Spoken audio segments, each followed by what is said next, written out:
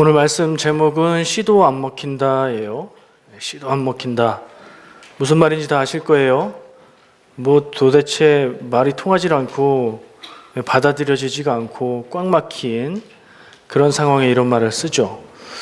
오늘 본문 말씀을 보니까 뭐가 어디에 씨가 안 먹혔냐면 모세가 하나님의 말씀을 이스라엘 자손들에게 전했는데 이스라엘 자손들이 안 들었대요. 그런 상황을 제가 이렇게 제목을 붙여봤어요. 도대체 왜 모세가 전하는 하나님의 말씀이 이스라엘 자손에게 씨도 안 먹혔을까요?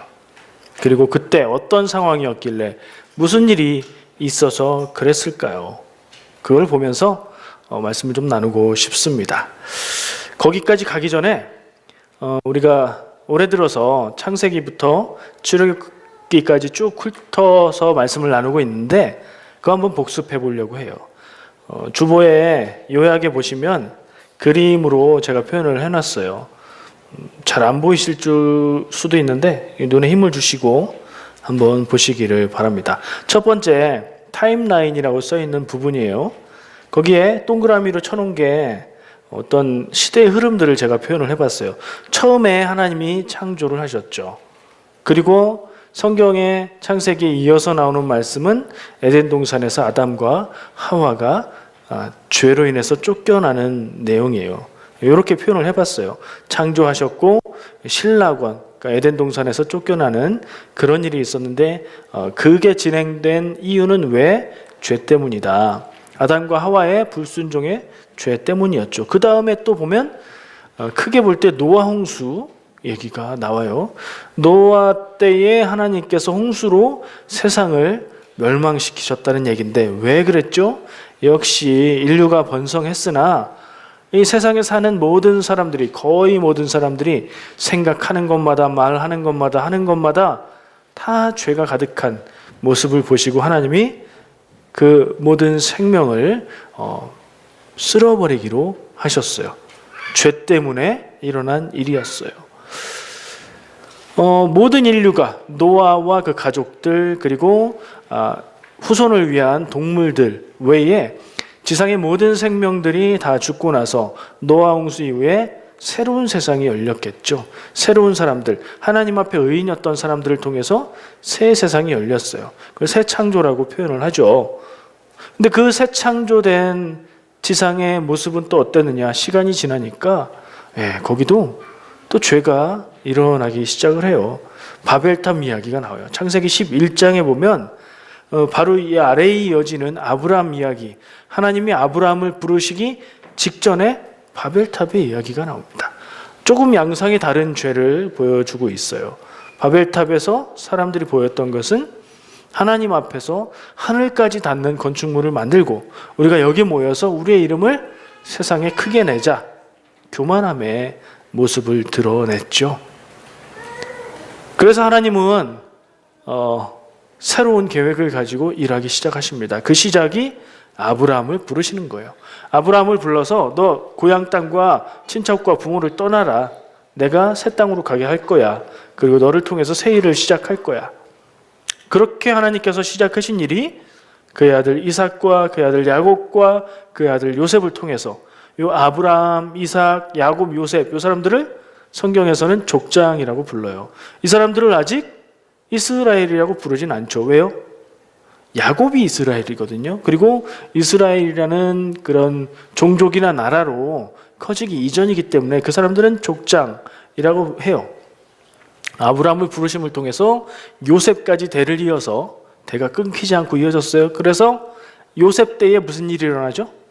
이스라엘 백성이 될 이 야곱의 가족들이 이집트로 이사를 갑니다. 요셉 다음에 세모 표시 있잖아요. 그 무슨 표시겠어요? 이집트의 랜드마크, 피라미드를 제가 그려놓은 거예요. 이집트 땅으로 들어가 살게 돼요.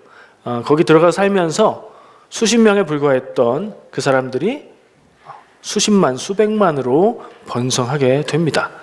그러다가 나중에 막판에는 고생하게 되죠. 이 이집트의 새로운 파라오는 이 이스라엘 자손들이 자기 나라에 위협이 된다고 느껴서 그들을 정책적으로 탄압을 하기 시작했어요. 그래서 강제 노역에 동원이 됐고, 그런 시달림 가운데 있을 때 하나님께서 모세 낳게 하셨고, 모세가 죽을 운명인데 살았고, 또 그 모세가 40년 왕자의 생활, 그리고 40년 광야의 생활을 통해 훈련받고 나이 80에 하나님의 부르심 받고, 지난주까지 봤던 모세 이야기가 그거였잖아요. 주로 얘기했던 건 뭐였죠? 하나님, 전 못해요. 모세는 못해요. 모태신앙이었어요. 못했는데 하나님이 시켰어요. 그래서 그 일을 시작하죠. 그가 했던 일은 뭐죠?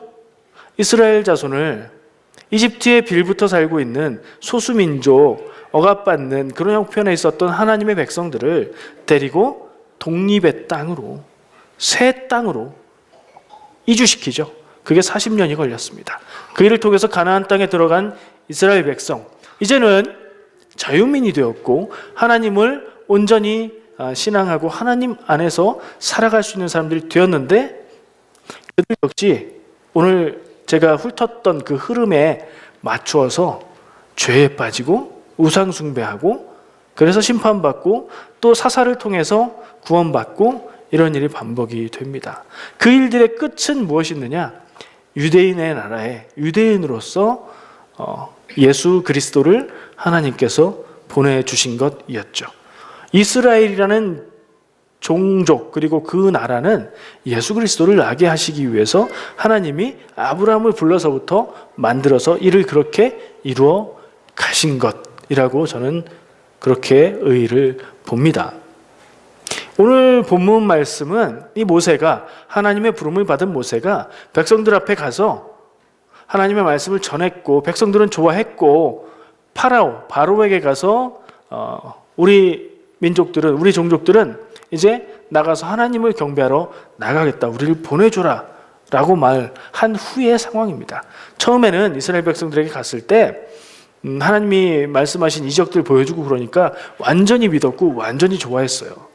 그랬던 것 같아요. 전적으로 모세를 믿었어요. 그리고 모세가 우리는 아무것도 하지 않아도 이제 곧 우리를 데리고 새 땅으로 가게 될 거다라는 기대를 가졌을 것 같아요. 근데 일은 어떻게 됐냐? 파라오 앞에 가서 모세가 그렇게 얘기했을 때 파라오는 웃었을 것 같아요.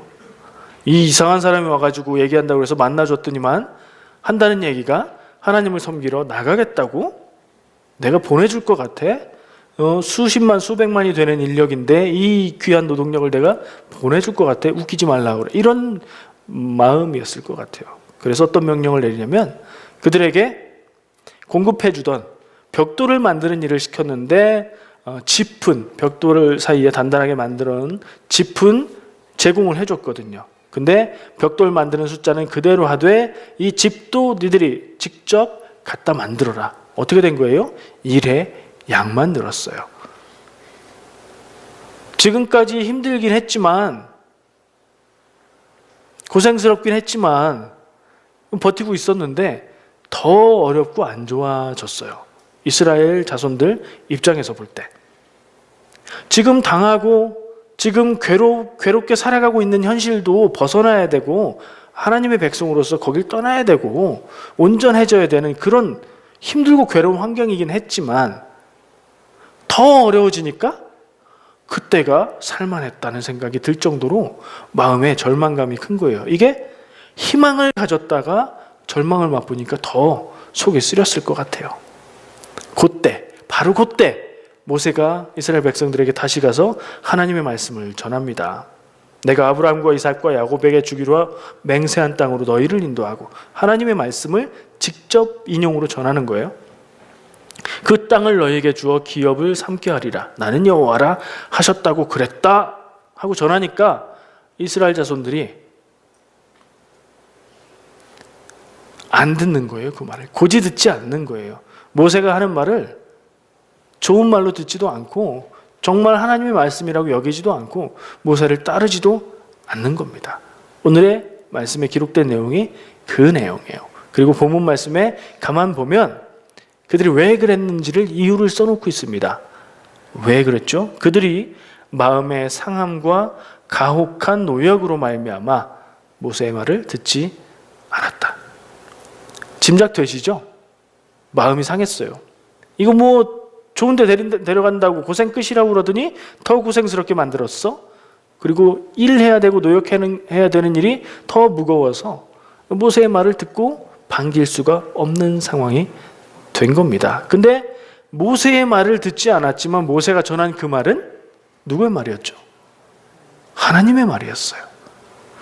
모세의 말로 여기고 거짓말로 여기고 사기로 여기고 이 배신자, 나쁜 놈 하면서 듣지 않았던 그 말이 하나님의 말씀이었단 말이에요. 그리고 성경의 스토리를 알고 있는 우리의 입장에서 볼 때 그 말은 진실이었고 모세가 전한 대로 됐거든요. 근데 거기까지 가기에 마음에 어떤 담 같은 게 이스라엘 자손들에게 있었던 거죠. 출애굽, 성경의 출애굽기를 영어로 엑소더스라고 표기를 해요. 출애굽하는데 많은 이야기가 필요합니다. 출애굽기라고 해서 딱 펴서 보면 처음에 한 장쯤 배경 설명하고 2장부터는 막 이집트를 나와서 살아가는 모습이 써있나? 저는 그렇게 생각했어요. 어렸을 때 성경을 많이 안 읽었을 때는. 읽어보니까 꽤 많이 지나야 이 이스라엘 자손들이 이집트를 떠날 수 있어요. 왜요? 그 일이 되기까지 되어질 일들이 있고 그 일들을 꼭꼭 짚어야 될 필요가 있기 때문에 그래요. 배경 설명을 합니다. 그들이 왜 이집트에서 그렇게 살고 있고 번성했고 압제를 당하고 있는지 모세가 등장해야 돼요. 그 일들을 감당할 모세가 등장하는데 모세의 출생과 죽을 운명이 살게 되는 생존과 왕자로 살게 되는 이야기와 살인사건으로 인한 도피 이런 얘기들을 계속해서 이야기해요. 그게 끝이 아니에요. 모세를 하나님이 부르시는데 이 일을 위해서 하나님이 사명을 주고 부르시는데 모세는 못해요. 얼마나 못한다고 버텼길래 성경에 이렇게 많은 분량을 할애해서 그의 못한다는 얘기를 적고 있을까 싶을 정도로 못한다는 얘기를 해요. 그리고 모세가 극적으로 회심해서 제가 하겠습니다 이랬나 하고 보니까 없어요. 끝까지 모세는 못하겠는데 하는 마음이었던 것 같아요. 하나님이 그를 얼르고 달래고 하다가 마지막에는 거의 강제하다시피 이 일을 하라고 그렇게 등을 떠미십니다. 그래서 이집트로 간 거예요. 그리고 백성들에게 그 소식을 전했고 바로한테도 말했고 그랬더니 긁어부스럼 그런 상황이 돼버린 거예요. 그리고 난 뒤에 오늘 말씀의 상황이 온 거예요. 처음에 가서 전했을 때 그리고 이적을 보여줬을 때 이 사람들은 되게 좋아했을 것 같아요. 근데 그게 한번 딱 벽에 부딪히고 절망을 만나게 되니까 더 큰 아픔으로 그들에게 절망감을 주었나 봐요. 이 이야기를 보면서 이 장면 여기서 딱 멈춰서 뒤에 이야기 생각 안 하고 이 부분에 집중을 해서 생각을 해보면서 저는 두 가지를 생각했습니다. 첫 번째, 세상에 공짜는 없다는 거예요. 세상 이야기로는 당연한 거죠. 하나님은 우리에게 주시는 사랑과 은혜와 구원은 공짜예요. 믿으면 되는 거예요. 믿으면 된다는 조건이 들어가긴 하네요. 근데 하나님의 일이고 하나님이 인도하시는 일일지라도 거기에 사용받는 거기에 관계된 사람들 역시 해야 될 역할이 있고 감당해야 될 어려움이 있고 넘어서야 될 용기가 필요하다는 점입니다. 세상에 공짜는 없다. 하나님의 일일지라도 이스라엘 자손은 뭔가를 했어야 되고 그걸 넘어서야 됐습니다. 그리고 그 결정적인 순간에 모세 앞에서 모세의 말을 안 듣고 하나님의 말씀을 거부하고 차라리 여기서 그냥 살지 생각하고 있는 이스라엘 자손들의 모습이 어떻게 보이십니까? 저는 참 한심해 보입니다. 노예처럼 살고 있는 사람들에게 자유민이 될 수 있는 해방의 기회를 열어주겠다고 하나님께서 말씀하시는데 아무런 어려움 없이 그게 될 줄로 알았는지 한번 어려움이 닥치니까 그냥 포기하는 것 같은 모습 참으로 안타깝고 한심해 보입니다. 성경에 이렇게 한심해 보이는 그룹이 또 있습니다. 신약 성경에 예수님이 특별히 따로 뽑으신 12명의 제자들 그 사람들도 예수님이 말씀하실 때마다 무슨 말인지 못 알아들었고 오해했고 예수님과 함께 다니면서도 예수님의 이적을 보면서 아니 이분이 누구시기에 이런 이적을 행하는가 이렇게 놀랐죠. 예수님이 잡혀가실 때는 겁나서 다 도망갔습니다. 우리가 그들을 한심해합니다. 성경을 볼 때에. 왜요? 우리는 그 사람들의 자리에 있지 않고 그 사람들만큼 두려운 상황에 처해 있지 않고 우리는 성경의 이야기가 어떻게 진행되는지 알고 있거든요. 그래서 한심해 보이는 거예요. 우리가 모르는 게 있죠. 우리의 앞날을 우리가 모릅니다. 우리가 어떻게 살아갈지, 당장 10분 후에 우리가 어떻게 돼 있을지 우리는 모릅니다. 이스라엘 자손의 모습이 한심해 보였던 예수님의 제자들의 모습이 한심한 모습이 아니에요. 정상적인 일반적인 사람의 모습이에요. 우리도 거기서 크게 벗어날 수 없어요. 우리도 그 사람들의 입장에 갔다고 하면 어땠을지 장담할 수 없어요. 그런 걸 생각하면 이 사람들을 한심해할 수만은 없다는 생각도 하게 됩니다. 이 사람들의 모습을 보면서 거기에서 내 모습을 발견하게 되니까요. 그림 하나를 또 그려봤습니다. 제목을 대립구도 이렇게 써놨어요. 대립하는 거예요. 뭔가 이렇게 갈등하고 싸워요. 가운데에 이스라엘 vs 이집트 이렇게 제가 표현을 해놨어요.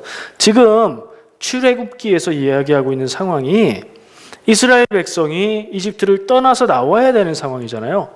그리고 그 나오는 일은 하나님이 내리신 10가지의 놀랍고 신기하고 이상하고 이집트에게는 나라가 망하게 되는 그런 재앙들을 통해서 가능하게 되지요. 그러니까 이스라엘과 이집트의 싸움, 이스라엘과 이집트의 갈등의 상황인 거예요. 근데 이 배경을 좀 더 명확하게 보면 성경에서 볼 때 모세가 나서서 말을 전하면 그를 대적해서 말했던 사람은 누구죠? 모세가 대적해야 했던 사람 누구예요? 이스라엘 전 국민이 아니었죠. 바로였죠. 바로. 이집트의 왕. 이집트의 왕과 모세가 대결, 격돌, 갈등하는 상황인 거예요. 여기 표면적으로는 이스라엘과 이집트의 싸움이지만 이게 이스라엘 자손들을 인도하는 모세, 그리고 옆에서 돕고 있는 아론, 그들과 파라오의 싸움이 되는 거죠.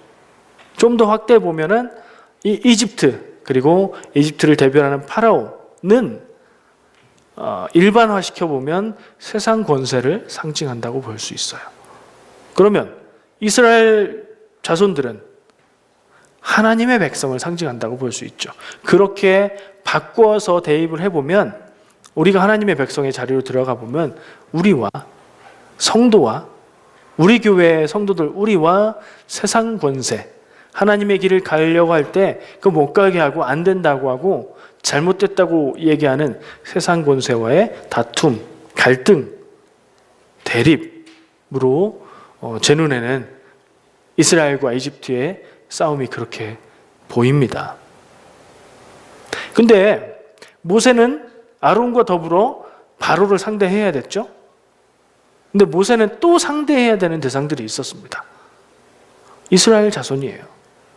모세가 이끌고 이 땅을 나가야 되고, 그리고 한 팀이 되어야 하는 사람들인데 모세가 그들까지도 케어해야 되고 그들까지도 관리하고 자기를 대적해 올 때 하나님의 뜻을 구해서 다 평정해야 되고, 모세를 힘들게 하는, 바로 못지않게 모세를 힘들게 하는 세력이 하나님의 백성들 안에, 이스라엘 백성들의 대다수가 모세를 대적하기도 하는 모습들을 또 보게 돼요. 그리고 모세를 대적하는 일, 오늘 말씀에서 모세의 말을 듣지 않은 일, 이것은 곧 하나님이 전하신 말씀이었고 하나님의 뜻에 따라서 일하는 모세였기에 하나님을 대적하는 일이 되었던 거죠. 이상하죠, 구도가? 하나님의 백성이어야 되는 이스라엘 자손인데 그들이 모세를 대적하고 하나님을 대적하고 있다니요. 일부러 그러진 않았겠죠. 그들의 사는 모습이, 그들의 상태가 그랬다는 거예요. 이 갈등 구조 안에서 다시 바꿔 말하면 성도와 세상이 갈등하고 싸울 때에 세상만 적이 아니라 우리들 성도들 간에 혹은 내 마음 안에 어떤 약점들이 또한 우리의 적이 될 수 있다는 점을 발견을 하게 됩니다. 하나님의 백성이잖아요. 여기 있는 이스라엘 자손, 하나님이 선택하셔서 하나님이 왜 이들을 선택하셨을까요? 이들만 특별하게, 이들만 구원하기 위해서 선택했다고 생각하는 건 그들이 스스로를 생각하는 선민의식이고, 우리가 바라볼 때는 하나님의 계획과 뜻을 이스라엘이라는 그 사람들을 통해서 우리에게 알게 하신 거예요. 그들의 역사의 경험들을 통해서 성경 말씀으로 기록으로 남고, 우리는 그걸 보면서 하나님의 뜻을 깨달아 알고 우리를 향한 하나님의 뜻을 발견하는 도구로 사용받은 사람들이죠. 어쨌든 하나님이 선택하신 이스라엘 백성, 또 더 확대해서 우리 성도들, 하나님이 선택한 사람들, 하나님의 백성이라고 할 수 있죠. 공통점이 있습니다. 그들과 우리의. 하나님의 백성이기는 한데 하나님의 백성이라고 부르기에 참 상태가 못 미친다는 겁니다. 오늘 이스라엘 백성의 모습이 그렇습니다. 이들은 분명히 하나님이 아브라함 때부터 선택하신 그 사람들이기 때문에 하나님의 백성이에요. 근데 하나님의 백성에 걸맞는 모습은 아니에요. 그래서 내릴 수 있는 결론은 하나님의 백성은 자격이 있어서 되는 게 아니라 하나님이 선택하셨기 때문에 된 거다. 우리 역시 하나님의 백성이 될 수 있는 어떤 자격을 갖춰서가 아니라 하나님께서 우리를 사랑하셔서 우리를 선택하고 부르셨기 때문에 하나님의 백성이다. 이런 사실을 발견하게 됩니다. 그리고 교회를 생각해 볼 때 이 하나님의 백성이면서 하나님의 백성다운 모습을 보여주지 못하는 이 이스라엘, 그렇게 살아가고 있는 우리, 생각해 보면 교회도 크게 다르지 않다. 이런 모습을 생각하죠. 이름은 있습니다. 교회예요. 하나님의 교회라고 얘기하고 하나님의 백성이라고 이야기하고 복음을 믿는 사람들의 공동체, 세상과는 다른 사람들, 뭐 그렇게 여러 가지 말로 거룩한 사람들 붙일 수 있는데 실제로 모습은 그렇지 않아요.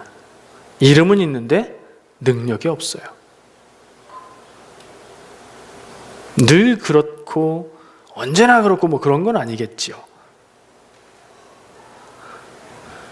우리의 모습 안에도 하나님 앞에 믿음으로 기특한 순간이 있듯이 교회도 그런 순간이 있겠죠. 그런 모습도 있겠고, 그러나 전체적으로 전반적으로 볼 때 정말 교회가 하나님의 백성, 하나님의 성도들이라는 이름에 맞는 능력이 있다면 세상이 이 모양 이 꼴이면 안 되고요. 그렇죠? 교회가 이렇게 세상에서 욕을 먹는 상황에 와서도 안 되죠. 현실은 분명히 가슴 아프고 부끄럽지만 그렇다는 걸 인정할 수밖에 없어요. 인간이 온전하고 교회가 완성될 수 있는 그런 존재라면, 사람에게 희망이 있다면 아마 하나님 나라 천국은 교회가 이루어 갈 겁니다. 근데 하나님 나라 천국은 교회가 발전하고 진보해서 이루어가는 게 아니라 하나님이 세상에 주시는 거예요. 구원은 믿는 사람들이 노력으로 이루는 게 아니라 하나님이 주시는 거예요. 그게 참 다행이고 감사한 거죠. 우리의 모습을 내가 볼 때 하나님 앞에 구원받기에 조금, 아니 많이 부족한 것 같고 연약한 것 같고 어리석은 것 같을 때, 그래도 하나님이 우리를 사랑하시고 구원하시는 것, 그게 얼마나 놀라운 사실이고 그걸 은혜라고 하죠. 이스라엘 자손은, 오늘 이런 모습을 보였던 이스라엘 자손은 그래도 하나님의 계획대로 이집트 땅을 떠나가게 됩니다. 그냥 떠난 게 아니라 이집트 사람들에게 수많은 금은 보물들과 뭐 이런 것들을 가지고 나와요. 제발 떠나주세요 하는 상황이 됐거든요. 그래서 어디로 가죠? 이집트를 나와서 광야로 갑니다. 목적지는 가나안 땅이에요. 가나안 땅을 향해 가는데 광야 40년을 빼놓을 수가 없잖아요. 자, 이집트에서 나와서 가나안 땅으로 갑니다. 하나님의 계획에 있는 땅, 하나님이 약속하신 땅, 이 사람들의 목적지, 거기서 자유민으로 하나님을 마음껏 예배하면서 자주민으로 살 수 있는 그곳, 목적지가 거기 있는데 이들의 모습은 오늘 말씀에서 본 것처럼 형편없습니다. 노예 근성을 버리지 못하고 살고 있습니다. 그래서 광야 40년이 필요했던 것 같습니다. 한번 테스트를 하죠. 가나안 땅 앞에 가가지고 정탐꾼을 보내고, 근데 거기서 불합격. 그래서 광야 40년 더. 광야 40년은 그래서 훈련의 기간이라고 보아야 합니다. 그들은 분명히 이스라엘 자손, 하나님이 택하신 백성인데 그렇지 못한 상태의 그들의 모습을 하나님의 백성답게 만드는 훈련의 과정을 거치게 되는 거죠. 그 훈련을 통해서 훈련받은 사람들이 하나님의 백성의 자격을 갖춰서 가나안 땅에 들어갔나요? 아니요. 이집트에서 나온 이스라엘 자손들은 2명 빼고 다 죽었어요. 모세 포함해서. 그럼 누가 들어갔어요? 2명만 들어갔나요? 아니요. 광야에서 태어난 새로운 세대. 하나님이 함께 하시고 하나님이 인도하시는 걸 일상처럼 경험했던 그 사람들. 구름기둥 불기둥을 보았고 아무 일도 하지 않아도 하늘에서 하나님이 주시는 만나를 먹고 있는 삶을 경험했던 그 사람들. 그 사람들을 통해서 하나님은 가나안 땅에 하나님의 백성으로 삼으시죠. 이 광야 40년의 훈련이 굉장히 훌륭했어요. 어떤 모습에서 볼 수 있냐면 이 가나안 땅에 들어갈 때 있었던 어떤 사건을 통해서 볼 수 있어요. 아간이라는 사람 기억하십니까? 모르는 분들도 좀 있는 눈치예요. 아간이라는 사람이 있었어요. 이스라엘 백성 가운데. 여리고 성을 무너뜨리고 그 성을 진멸하라는 하나님의 말씀이 있었는데 거기서 좋아 보이는 것들을 좀 챙겼어요. 이 사람이. 그리고 천막에서 살았잖아요. 집이 아니라 천막 밑에 파고 거기에 묻어서 숨겼어요. 광야 생활하는 사람들이 그게 뭐가 필요해서 챙겼을까요? 귀중품, 귀한 것들, 뭐 굉장히 귀한 가죽 코트 이런 거, 그런 거 챙겼거든요. 보물들. 그게 딱 걸렸어요. 다음 성을 치러 가는데 갔다가 지거든요. 그래서 하나님의 명령을 통해서 하나하나 추려보니 아간이 뽑혔어요. 무슨 죄가 있는지 추궁해 보니까 하나님의 말씀을 어기고 그곳에서 재물들을 챙겨서 제가 숨겼습니다. 그 가족들은 심판받고 죽게 돼요. 그들은. 근데 그게 무슨 광야 훈련의 효과라고 볼 수 있을까요? 이집트에서 이스라엘 자손들이 출애굽할 당시, 나올 당시에 그 인구를 기록하고 있는데 60만 명이라고 써놓고 있죠. 근데 장정만이라는 얘기는 여자 빼고 애들 빼고 노인 빼고예요. 그러면 작게 잡아도 100만 이상, 전체 그들의 인구가 크게 잡으면 200만 이 정도 되는 숫자이죠. 전쟁에 나갔던, 전투에 참여했던 장정들이니까 그냥 그대로 60만이라고 생각을 해볼게요. 아간이 참여했던 그 전투에서 60만 명 중에 1명 하나님의 말씀을 어기고 죄를 지었죠. 나머지는 순종하고 잘 훈련됐고 하나님의 말씀을 따르는 사람들. 그 비율을 보면 얼마나 훌륭합니까? 광야 40년의 훈련이. 하나님의 말씀은 그냥 아무 생각 없이 듣는 거야. 이렇게 훈련된 사람들이었던 거예요.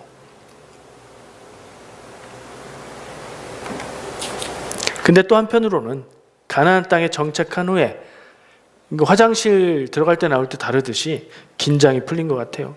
광야에서 살아갈 때는 바짝 긴장하고 비상 상황으로 살아왔는데 이스라엘 백성이 가나안 땅에서 정착해서 자기 땅을 가지고 살아가기 시작하니까 믿음의 긴장을 놓습니다. 무슨 일들이 있죠? 믿음을 잃어요. 하나님을 잊어버려요. 우상 숭배를 해요. 그랬다가 어떻게 되죠? 이민족의 침략을 받고 그들의 압제하에 있게 되고 약탈당하게 되고 막 이래요. 하나님 구해주세요. 그러면 이제 하나님이 사람을 보내셔서 전쟁에 이기게 하시고 구원하십니다. 그 사람들이 사사하죠. 그런 일들이 반복돼요. 제가 처음 표에 무슨 일, 죄 때문에, 무슨 일, 죄 때문에 이렇게 표현했던 게 반복이 돼요. 인류의 역사에 반복이 되고 이스라엘 역사에 반복이 되고 그게 우리의 삶에도 반복되고 있는 게 현실입니다. 그래서 이스라엘 백성들은 자기 땅에서 그렇게 살아가면서 죄 짓는 모습들, 하나님 앞에서 흐트러지는 모습들을 볼 때 우리가 또 하나 놓치지 말아야 될 중요한 걸 발견하게 됩니다. 믿음으로 구원받은 사람들, 성도. 하나님 말씀과 뜻대로 살아가려고 노력하는 사람들, 성도. 한 번 구원받고 은혜 받으면 끝이 아니라는 거예요. 죄는 끈질기게 우리를 붙들고 늘어져요. 우리가 연약해지면 그 약점을 파고들어 죄에 빠지게 만들고, 그 죄를 지적하는 사람에게 화내게 만들고, 그래서 우리의 삶에 그런 일들이 반복이 되는 것으로 보여요. 죄가 얼마나 끈질기게 하나님의 백성들을 망치려고 달려드는지를 보게 돼요. 하나님의 백성이며 그러나 하나님의 백성답지 못하게 살고 있는 이 모순이 되는 그런 존재의 모습이 우리의 삶의 모습일 수밖에 없다는 고백을 합니다. 모세는 하나님의 백성에게 하나님의 뜻과 말씀을 전했어요. 오늘 본문 말씀에서 그랬어요. 근데 그들은 그 말씀을 받지 않았어요. 믿지도 않고 듣지도 않았어요. 근데 그들의 운명은 하나님이 전하신 말씀대로, 하나님의 뜻과 계획대로 됐어요. 왜 안 들었는가? 이유는 있어요. 본문 말씀에 다시 한번 생각해 보면 그들이 마음이 상했기 때문에, 그리고 그들이 가혹한 노역 가운데 있었기 때문에 모세의 말을 듣지 않았다. 그렇게 얘기하고 있어요. 우리가 이들과 같다면 우리에게 주신 하나님의 말씀이 우리에게 들려질 때 그것을 하나님의 말씀으로 받지 못하고 하나님의 뜻과 계획이 내 삶을 인도해 갈 때 그것을 기쁨으로 감사함으로 하나님이 일하시는 것으로 받아들이지 못하는 이유도 있어요. 이스라엘 자손이 마음이 상했고 가혹한 노역 가운데 있어서 그랬던 것처럼 우리도 마음 가운데 두려움도 있고, 하나님의 뜻에 따라 이렇게 했다가 모든 것을 잃으면 어떻게 할 건가? 책임질 건가? 어떻게 될지 난 몰라. 그런 불안함도 있고요. 삶이 고달프고 힘들고 어려워서 하나님 앞에 기도해야 될 시간도 있고, 하나님의 뜻을 구해야 될 여유도 없고, 그렇게 살아갈 때도 있잖아요. 이스라엘 백성의 귀를 막고 마음을 닫아버리게 만들었던 그 일이 우리에게도 있다는 거죠. 그게 무엇일까요? 그게 있다는 건 알겠는데 각각 여러분의 삶에 무엇인지는 제가 그것까지는 다 모르겠어요. 정말 하기 싫어하고 정말 싫어하는 무엇인가일 수도 있고요. 정말 이렇게 될까봐 두려운 무엇일 수도 있겠고요. 나는 그거 못해 하는 그런 마음일 수도 있겠고요. 내가 무슨 거룩한 백성, 하나님의 백성, 성도라고 나는 그냥 교회 다니는 거야. 교회 다니는 걸로 만족할래. 그런 마음일 수도 있고요. 하나님이 내 삶을 인도하신다는 믿음, 좋을 때는 있는데 그러다가 안 되면 어떡해. 하나님 인도하시는 거 아니고 그런 거 아니고 세상의 일들이 세상에서 얘기하는 그 얘기가 맞고 내가 길 잘못 가고 있는 거면 어떡해. 이런 두려움일 수도 있겠지요. 이스라엘 자손은 독립 자주민으로 하나님을 섬기면서 살아갈 수 있는 가나안 땅의 미래를 볼 눈이 없었습니다. 믿음의 눈이라고 붙일 수도 있겠죠. 하나님을 믿는 믿음이 있다면 그 하나님이 하시는 말씀을 듣고 아직 이루어지지 않은 미래지만 자기들에게 정말 있는 실상으로 받아들이는 것, 그게 믿음이잖아요. 그 눈이 없었습니다. 그곳에 가기 위해서 겪어야 하는 두렵고 부담스러운 일, 그게 그들에겐 더 크게 보였습니다. 그리고 그곳에 주저앉는 게 낫겠다고 생각을 했습니다. 모세의 말을 안 듣는 게 그랬고요. 광야 생활 가운데에서도 어려움만 닥치면 우리가 이집트에서는 편안하게 먹고 고기 먹고 평안했는데 왜 광야에 우리를 데리고 나와서 여기서 죽게 만드냐? 라고 따졌거든요. 그들의 모습은 계속 그랬어요.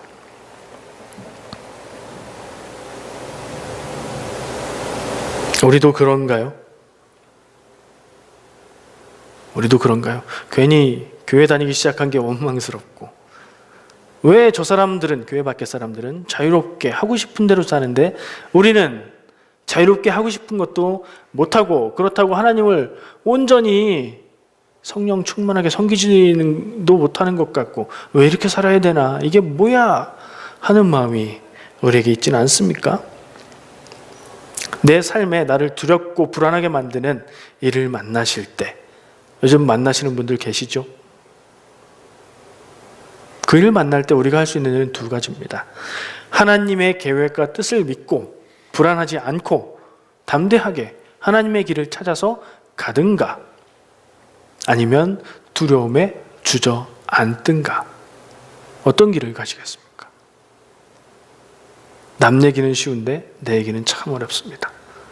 내 길을 승리의 길로 살아가실 수 있는 발걸음 되시기를 축복합니다. 기도하겠습니다. 은혜